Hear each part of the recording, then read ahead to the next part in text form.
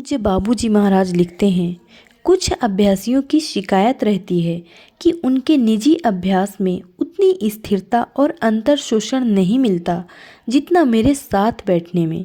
यह बिल्कुल स्वाभाविक है, क्योंकि उनका मुख्य लक्ष्य शांति पाना है, न कि साक्षात्कार। इसके अलावा अगर मैं उनसे पूछ ही लूँ कि घर पर वे कितनी बार और कितने समय तक अभ्यास में बैठते हैं, तो प्रकट हो जाएगा कि अधिकांश पूरे हफ्ते में घंटे भर भी नहीं बैठते। कुछ संस्थाओं में हर रोज़ 6 घंटे या अधिक ध्यान लगाने को कहा जाता है, बाकी समय उन्हें सत्संग में बिताना होता है। मैं तो केवल 1 घंटा सुबह और 1 घंटा शाम की ही सलाह देता हूँ, पर उतने के लिए भी लोग टाल मटोल करते रहते हैं कि उन्हें समय नहीं मिलता या ध्यान नहीं जमता। कारण तो वास्तव में वे अपने आप ही ढूंढ सकते हैं। बुरा ना माने तो बतला दूं कि यह केवल उनकी रुचि, दिलचस्पी और लगन की कमी है। अगर ईश्वर के प्रति वास्तविक लगन है तो ध्यान कर्तव्य का एक भाग बन जाता है। फिर मन के झुकाव का या ध्यान न जमने का प्रश्न ही नहीं उठता। लोग ध्यान की अनियमितता के लिए बहाने प्रस्तुत करते हैं कि उन्हें बड़ी चिंता और तकलीफ़ें हैं और कामकाज भी घेरे रहते हैं।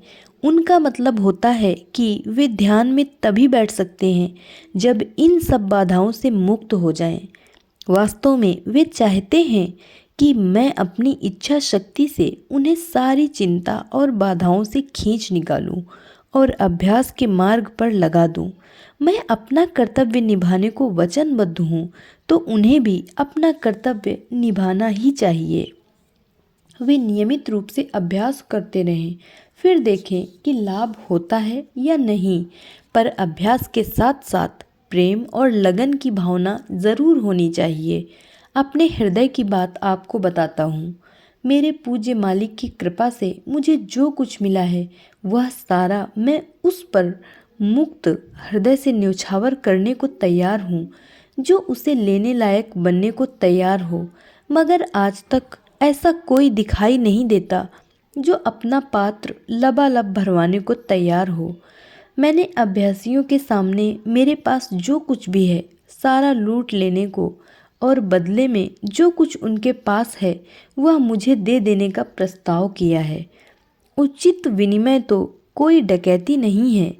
अब यह भी देख लिया जाए कि उनकी संपत्ति क्या क्या है। साफ बात है कि जिन्होंने राजा जनक और अष्टावक्र की कथा सुनी है, वे तो तुरंत यही अंदाज़ा लगाएंगे कि वह केवल मन ही होगा। पर मेरा मतलब यह नहीं है, क्योंकि राजा जनक सरीखे व्यक्तियों के लिए ही यह संभव है कि वह अपना मन दे सकें और ऋषि अष्टावक्र सरीखे उसे ले सकें। मैं अष्टावक्र हूँ नहीं जो ऐसी हिम्मत कर सकूं।